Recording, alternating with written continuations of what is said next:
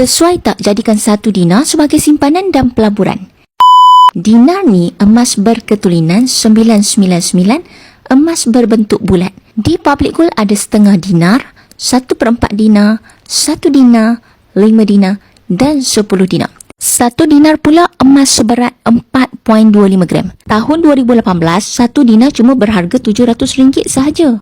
Hari ini dah pun berharga RM2,500. Dah meningkat RM1,800 dalam tempoh 7 tahun. Setakat ada 1 dinar belum kaya. Tapi kalau ada 240 keping, bermakna anda dah ada simpanan bernilai RM600,000.